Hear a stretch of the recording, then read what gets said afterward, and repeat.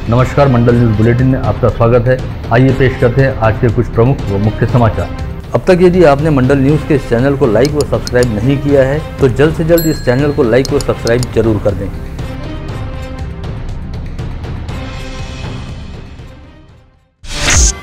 नासिक स्नातक निर्वाचन क्षेत्र के चुनाव में अब काफी रोचक मोड़ आ गया है, क्योंकि कांग्रेस के साथ बगावत करते हुए निर्दलीय प्रत्याशी के तौर पर चुनाव लड़ने वाले सत्यजीत तांबे को भाजपा का समर्थन मिल सकता है। सूत्रों के मुताबिक भाजपा प्रदेशाध्यक्ष चंद्रशेखर बावनकुले ने नासिक के जिलाध्यक्ष से इस बारे में चर्चा की है। साथ ही राज्य के उप मुख्यमंत्री देवेंद्र फडणवीस कल नासिक के दौरे पर आ रहे हैं। इस समय सत्यजीत तांबे को भाजपा अधिकृत या समर्थित प्रत्याशी घोषित किए जाने की संभावना है। माना जा रहा है कि सत्यजीत तांबे को समर्थन देने का फैसला करते हुए भारतीय जनता पार्टी ने नासिक में अब अपने पत्ते खोल दिए। राज्य उच्च माध्यमिक शिक्षा मंडल की कक्षा 12वीं की परीक्षा आगामी 21 फरवरी से शुरू होने वाली है, लेकिन इससे पहले 1 से 20 फरवरी तक सभी महाविद्यालयों में प्रैक्टिकल रहेंगे। इस कारण शिक्षा मंडल ने बोर्ड की वेबसाइट पर कक्षा 12वीं के विद्यार्थियों के हॉल टिकट उपलब्ध करा दिए हैं। हॉल टिकट के बारे में कोई भी परेशानी आने पर विद्यार्थियों से अपनी शालाओं या कनिष्ठ महाविद्यालयों से संपर्क करने हेतु कहा है। इस वर्ष अमरावती संभाग के 5 जिलों में कुल 1,42,236 विद्यार्थी कक्षा 12वीं की परीक्षा में बैठने वाले हैं। ख्वाजा गरीब नवाज के 811वें उर्स के लिए पश्चिम रिजर्व के अनुयायियों को आराम से सफर करते हुए अजमेर तक आना जाना संभव हो सके, इसके लिए जिले की सांसद नवनीत राणा ने केंद्रीय रेल मंत्री अश्विनी वैष्णव को ज्ञापन भेजकर अमरावती अजमेर के लिए विशेष ट्रेन चलाने की मांग की थी। यह मांग मंजूर होने के बाद गुरुवार की रात सांसद नवनीत राणा ने हरी झंडी बताकर अमरावती मॉडल रेलवे स्टेशन से विशेष ट्रेन को अजमेर के लिए रवाना किया। सातुर्णा परिसर स्थित सीए भवन में जनवरी माह के लिए आईसीएआई स्टार्टअप संवाद कार्यक्रम का आयोजन किया गया, जिसमें सीए मधुर झबर व सीए सर्वेश अग्रवाल ने स्टार्टअप से संबंधित विषयों को लेकर उपस्थितों का मार्गदर्शन किया। इस कार्यक्रम का आयोजन आईसीएआई के दिल्ली स्थित मुख्यालय द्वारा किया गया था। एनडीपी लिखिए, 1 चक्का 2 चक्के कार ऐसा नहीं बनता। पहले एक मैंने स्केट बना ली, वो भी चलने के लिए काम में आ रही। उसका सेकंड वर्जन बनाया, वो भी काम में आ रहा है।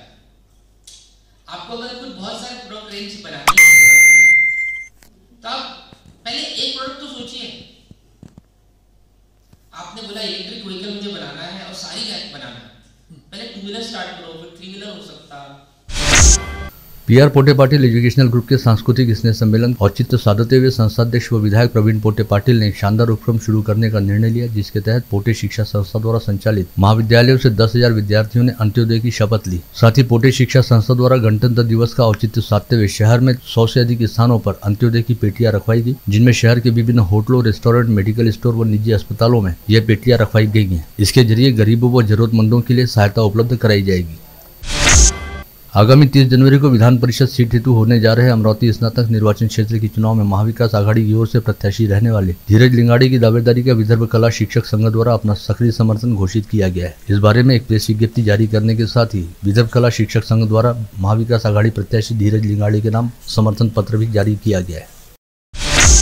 स्नातक निर्वाचन क्षेत्र का चुनाव बहुजन भारत पार्टी की ओर से गौरव गवई लड़ रहे हैं। इस वजह से राष्ट्रीय मूल निवासी बहुजन कर्मचारी संघ प्रोटान के सदस्यों ने गौरव गवई की दावेदारी का समर्थन करते हुए सभी संगठनों व पार्टियों से उनका समर्थन करने को लेकर आज पत्रकार परिषद में घोषणा की।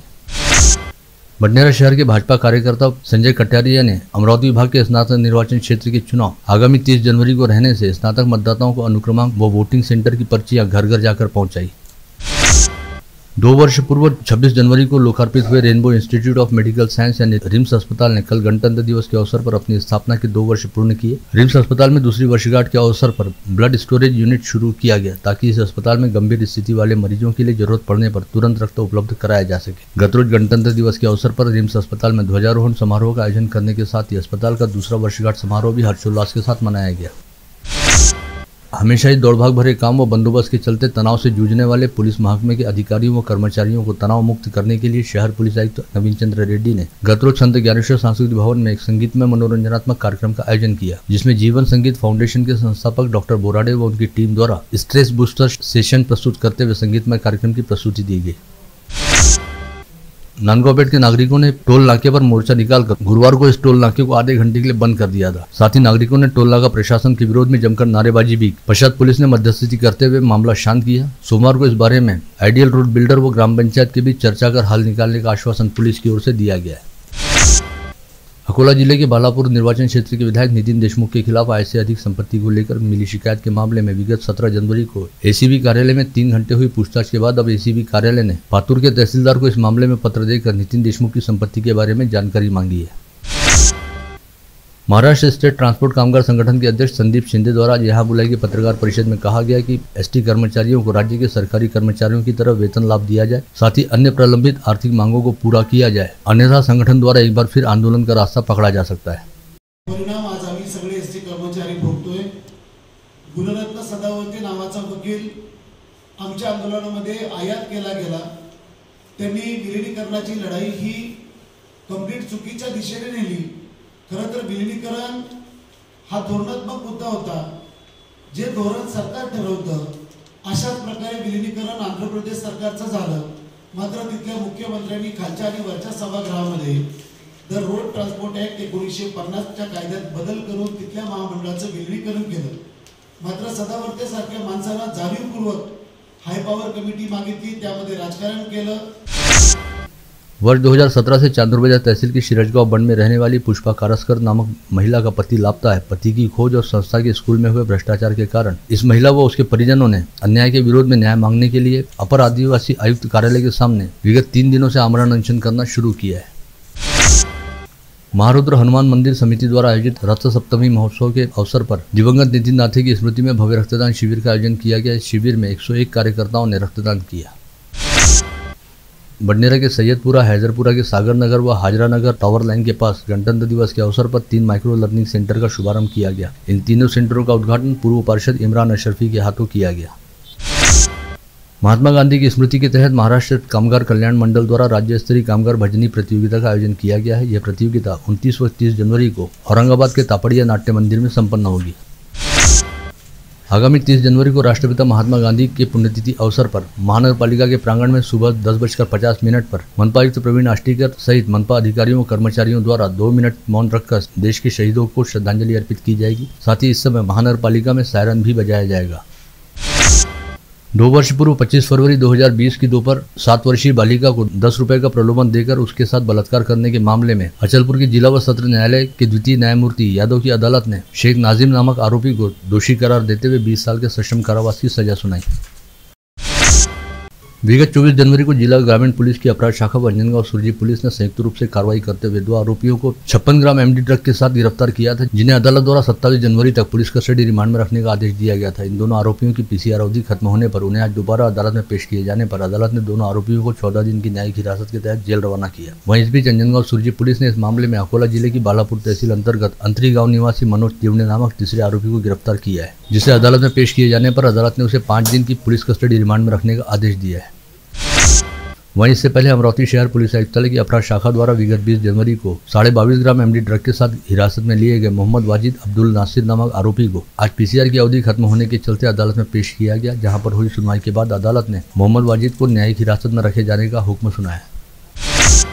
चंद्रपुर के पास अवालपुर में अल्ट्राटेक कॉलोनी के पास अल्ट्राटेक सीमेंट कंपनी द्वारा बनाए गए गड्ढे के पानी में डूब जाने की वजह से अल्ट्राटेक कॉलोनी परिसर में रहने वाले 3 शालेय विद्यार्थियों की मौत हो गई। इन तीनों बच्चों की उम्र 10 वर्ष के आसपास बताई गई है, जो अवालपुर में स्थित आदित्य बिरला पब्लिक स्कूल में कक्षा 4 के छात्र थे। गाड़गीनगर पुलिस थाना क्षेत्र के तारागढ़ नगर में महाविद्यालय से पेपर देकर अपने सहेली के यहाँ लौट रही 18 वर्षीय युवती को पीछे से मोटरसाइकिल पर आए 3 आरोपी ने रोककर पहले चाटे रसीद किए, बाद में उसके पास से 5,000 रुपए मूल्य का मोबाइल छीनकर भाग गए। पुलिस आरोपियों की तलाश कर रही है। कोतवाली पुलिस थाना क्षेत्र के इतवारा बाजार परिसर में रहने वाली 26 वर्षीय युवती ने कपड़े खरीदे। उसे कुरियर भेजने के लिए ट्रांजैक्शन के नाम पर ऑनलाइन तरीके से 98,000 रुपए का चूना लगाया गया। कोतवाली पुलिस मामले की जाँच कर रही है। चांदूर बाजार पुलिस थाना क्षेत्र के खेत से बोर का केबल चुराने के अपराध में अंबादास यूने नामक व्यक्ति को चोरी करते हुए रंगे हाथ गिरफ्तार किया गया। 26 जनवरी का कार्यक्रम निपटाकर अपनी सहेलियों के साथ घर लौट रही 17 वर्षीय युवती का 4 आरोपियों ने पीछा करते हुए उसके साथ छेड़खानी की। इस समय अरविंद घोगरे नामक व्यक्ति ने आरोपियों को फटकार लगाई तो उसके साथ भी आरोपी ने विवाद किया। यह घटना कोलगांव पुलिस थाना क्षेत्र के खारतले गांव से वायगांव के बीच घटित हुई। इस मामले में पुलिस ने 4 आरोपियों को गिरफ्तार किया है, वहीं एक आरोपी की तलाश जारी है। तलेगांव दशासर परिसर में एक शाला के क्लासरूम में घुसकर वहां के विद्यार्थियों को क्लास से बाहर निकालकर एक नाबालिग 14 वर्षीय छात्रा के साथ अश्लील छेड़खानी की घटना घटित हुई। छात्रा की मां की शिकायत के आधार पर तलेगांव पुलिस ने चेतन निवल नामक आरोपी के खिलाफ अपराध दर्ज करते हुए आगे की कार्रवाई शुरू की। खोलापुर पुलिस थाना क्षेत्र में रहने वाली 17 वर्षीय लड़की बस स्टैंड से पैदल अपने घर जा रही थी, तभी कस्बा खोलापुर निवासी सागर अंबाटकर ने उसका पीछा किया और उसे जबरन अपनी मोटरसाइकिल पर बैठने हेतु कहा। साथ ही लड़की के साथ अश्लील बात करते हुए उसके साथ छेड़खानी की। इस बात से घबराकर वह लड़की दौड़ती मोटरसाइकिल से कूद पड़ी, जिसकी वजह से लड़की घायल हो गई। खोलापुर पुलिस ने सागर अंबाटकर के खिलाफ अपराध दर्ज कर कार्रवाई शुरू की। यवतमाल के महानंदा नगर में लुका छुपी का खेल खेलते समय नाम फलक की दीवार ढह जाने के चलते दीवार के मलबे में दबकर 7 वर्षीय बच्चे की मौके पर मौत हो गई। घटना के समय पास ही बच्चे के पिता अखबार पढ़ने में व्यस्त थे और उनकी आंखों के सामने यह हादसा घटित हुआ। बोरगांव मंजू राष्ट्रीय महामार्ग पर बोरगांव मंजू पुलिस थाना क्षेत्र के नए बाईपास के पास अज्ञात वाहन की टक्कर में एक मोटरसाइकिल सवार की मौके पर मौत हो गई। यह हादसा कल गुरुवार की रात 11 बजे घटित हुआ। मृतक की शिनाख्त काठेपुरना निवासी विजय दहीकार के तौर पर हुई है।